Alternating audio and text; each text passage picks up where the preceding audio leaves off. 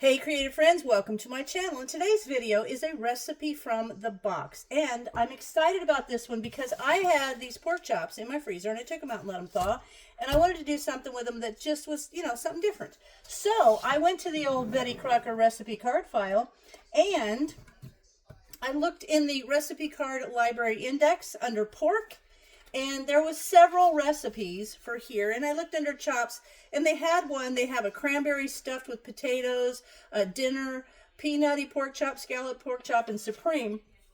Well, I went with the pork chop dinner, and I'm excited about that because this was actually in recipes kids can make, which is back here under recipes kids can make right there. And they had, this was number 8. So I went back here and I picked out number 8. And so I have this awesome, doesn't it look good? And one of the reasons I think it's going to be extra good is because it's going to use up some of my home canned sweet potatoes. I'm going to make it for 2 people, but we really like the sweet potatoes and stuff, so I'm going to use that for the regular recipe amount. So, but before I do that, this sounds so good too. It's got orange juice in it and orange. It's just really good. But before I do that, because what I want to do, I've made some dark cherry jello with fruit cocktail and marshmallows. And I'm going to serve this with some green beans and with cornmeal muffins. And I'm going to use my cornmeal mix. I will put the link below where I made this mix. And you can see, boy, I sure do need to make some more. So I will be making that. But what I've also done with this, the recipe that comes with this mix will make 12 muffins. I'm only making 6. So I've already got my 6 muffin tin buttered, ready to go. And it calls for 2.5 cups of cornmeal mix. So clearly that's 1 1/4 cups. And then it has, for milk, it has 1 1/4 cups. So what that is 1/2 cup and 2 tablespoons. You just have to ask your Alexa how many tablespoons are in 1/8 of a cup, and she'll tell you, and then you can do it. It's also a half an egg because it wants a whole egg for 12 muffins. How do you do a half an egg? Well, what you do, it's usually about 4 tablespoons an egg. So you put it in a container and mix it up really well and then divide it in half. That's just the way you do it. So then I've got my cornmeal muffin here. I've got my oven heated at 425, and while this is in the oven, I'll put this whole pork chop thing together. But for my instructions, I always keep them taped to the side. I use packing tape, and I go over it. I put it on there so I don't have to look at a book or anything. So it's super simple. It says preheat oven to 425. Butter your muffin pans, Put 2.5 or 1 1/4, cut these in half, of the cornmeal mix, cups of the cornmeal mix in a medium bowl, and then combine your egg and your milk, which I'm going to do, boop, just like that. And then that's how you divide an egg in half. Ha. Then I'm going to mix this up, and then you put it all at once in the cornmeal mix and blend it. Then we're going to put the muffin cups about 2/3 full, put them in the oven, and they're only going to go for 15 or 20 minutes. And that's going to be perfect time to get together all the ingredients for the pork chop dinner, which I think is going to be really great. And I don't like to over mix my cornmeal. I just kind of like to make sure everything's wet. You could have a couple little clumps in there. It's not the end of the world. It will work itself out. And now, there we have it. I'm going to pour this off into my muffin tins. And then I'm going to let you see that. There you go. See if I can tilt you down a little bit. Oop, there you go. Now, I'm going to fill these about 2/3 full. And I just love these mixes because they make life so easy. Look at that. I might have to spend a Saturday afternoon putting together a bunch of mixes. But if you take that one Saturday afternoon and divide it by all the time you'd be gathering all the ingredients and putting the mixes together from scratch, you really save. Okay, so I might get my fork and have to scrape out that. Hang on. Because I want to get them all about the same size. It's not going to be too bad. All right, let me get my little spatula so I can get the rest of it out. Hold on. Okay, I got my little spatula. I should have had my spatula to begin with. So let me get this in here. And it will make these beautiful 6. And just easy to cut the recipe in half. These recipes were developed to make like 12 muffins, and we certainly don't need that many since it's just the 2 of us. So now that's going to pop in the oven for 15 or 20 minutes. Meanwhile, I'm going to gather everything here so that you guys can see how we put together this pork chop dinner. So I went ahead and got part of it done because I don't think you want to watch that. Now, I want to point out that this is very cool on these recipes, the ones children can make. If you've ever seen some of my videos, especially when like I'm canning with someone who doesn't can. In fact, most recently I did this with Brian because he's never canned. And when you do something, it's nice to break the recipes up into little chunks that you have to do. So it's not just like all the ingredients and then you have to do this. It's actually broken up. When they do this, the ones for children can make, they actually do that. So right here, the first step, which I've done, it's to trim the fat from the pork chops. And they've got 6 pork chops, 1/2 inch thick.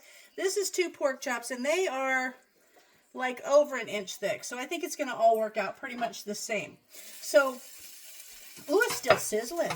And then you're going to cook those chops over medium heat until they're brown on both sides and then drain off the fat. This is where we're at right now. Now, I'm going to give you the ingredients. Write this down because I can't like publish this for you. But it's a teaspoon of salt, which I have right here. 1 onion slice, which I have a couple. And then I have 1 can, 6 ounces of frozen orange juice concentrate thawed. Well, all I had was the 12-ounce can. So I thawed it, and I'm going to make a little pitcher of like a 1/2 quart or a 1/2 pint or a 1/2 like it's a 1/4 gallon, I think that size is. Anyway, I'm going to make that with what, but I've only got half of the jar or the can of orange juice concentrate thawed out there. So it equals 6 ounces. 1/4 cup of brown sugar, packed. 1/2 teaspoon of allspice, which I have right here. 3 tablespoons of lemon juice, which I have right there, and 3/4 cup of water. Got those things all right there.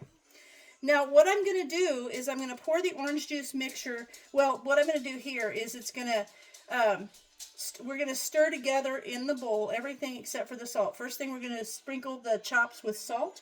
So I'm going to sprinkle some salt on them, and I kind of feel like some of the older recipes use more salt than I prefer, so I'm cutting that down a little just for my own preference. Then top each chop with 1 onion slice. Got it right there. See that? And now stir together in a bowl 1 of the orange juice. Let me move this out of the way. So I'm going to stir together, and it has the 6 ounces of orange juice concentrate. So I got that there. And then the 1/4 cup of brown sugar right there. The allspice right there. The lemon juice, and the 3/4 cup of water. So that's going to leave these other ingredients that I have right here, which is the yams or the sweet potatoes that I have, because it calls for a 23-ounce can, and these are 2 of my jars. They'll equal the same. And then it also calls for 6 slices of orange. So that's the only thing that's left. Now I am adding about 1/4 cup of craisins, the cranberry, because I like those. And I think, you know me, recipes are often just a suggestion, right? So if I am going to add something, I think that adding those cranberries would be really good in this, because I can see it's got orange and it's got the sweet potatoes, and that would just kind of go along well with it. So now we're going to combine these, stir together in a bowl, the juice, the brown sugar, the allspice, the lemon juice, and the 3/4 cup of water. Got that. Then we're going to pour the orange juice mixture into the skillet and heat it to boiling. Then we're going to lower the heat and cover and let it simmer for 25 minutes. So that would be what's next. And then when we're done, we're going to take the top off and add all this and let it go for about 15 minutes. So, okay, I think I've got that well blended. This just sounds so good, right? Okay, so I'm going to pour this in here, and I'm going to get this to boiling. Then I'm going to cover it and let it simmer for 25 minutes. So, there that goes. I'm going to put it on the stove, and we'll let it get to a boiling, and I will bring you back when 25 minutes has passed and it's time to do the next step. All right, it started to boil, and so I'll show you. So I put the lid on. You can see here, it's starting to boil, and I'm going to put the lid on and let that go simmer for about 25 minutes. And then I already have out, so what eventually is going to happen here is when that comes out in 25 minutes, I'm going to take the top off. Basically, add this to the pan. I'm going to add those. That's not in the recipe. That's me. I'm going to put the oranges on them, add the sweet potatoes or the yams, and then I'm going to put in these cranberries and then let it go for 15 minutes. You see how it looks? Yummy. And then it will be ready. But I want to show you, the muffins are done. Do you see how nice? And look, they're just wonderful. They come out super nice. Hang on, I got to get my finger. There you go. They come out really nice. They're super yummy. And they're really nice. That one is stuck in the corner. Hang on. There we go. They're so good. I didn't butter the bottom of that one very well. But they turn out delicious. And so we've got that. And then I'm going to serve this with some cranberries sauce. And I've got some leftover green beans. I don't feel like any, but I'm going to give these to Brian. So I've got some leftover green beans I'm going to serve this with. And I also have a cherry jello with some marshmallows and fruit cocktail in it. So that is going to be our dinner shortly. As soon as that's done, I'll bring you back and show you the rest. I just want to show you guys. I just got these muffins and I'm putting together the plate while this pork chops cook. And I just cut into that one. And look at the inside of that muffin. Like these, the muffin mix is phenomenal. This cornmeal muffin mix, I love it. And I love, you know, when you get these out of the pan, and I just reach in there and kind of pull them apart. And there you have it right inside. Look at that. It's just so flaky and perfect inside. That'll be mine because I broke the top of it. But it's just wonderful. I love these. Brian loves them. And they're great. You can just cut in there.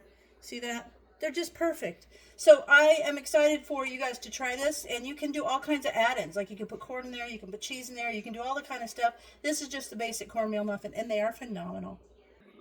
So 25 minutes has gone by. And now we're going to follow the directions, which say arrange on the pork chops the canned 23 ounces of vacuum packed sweet potatoes, or just my 2 jars of home canned, and then the 6 orange slices, and I am adding in the cranberries.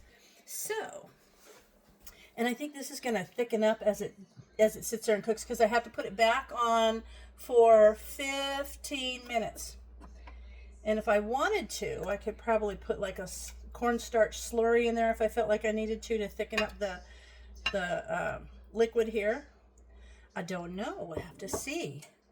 But it smells really good. I'm kind of excited about this. And I was thinking maybe I should peel off the peel from the oranges, but we'll see. I'm going to do it the way the recipe says for that part. I'll add things like the cranberries, but let's see what happens here. This will give us a nice little side dish veggie. Okay, I'm going to put these in here because I think they're going to be good. You never have too many cranberries. And then we're just going to put this on there. And I'm going to let these go for 15 more minutes on the stove. We'll bring it back to a simmer and we'll let it go for 15 minutes and I'll bring it back because we'll be done.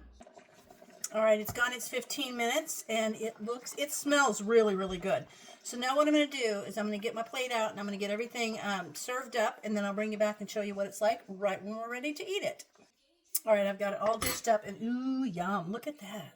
So yummy. That pork chop, I cannot wait. Let me just get a little taste here. I feel like, oh, look at how tender and perfect that looks. And now let me taste it.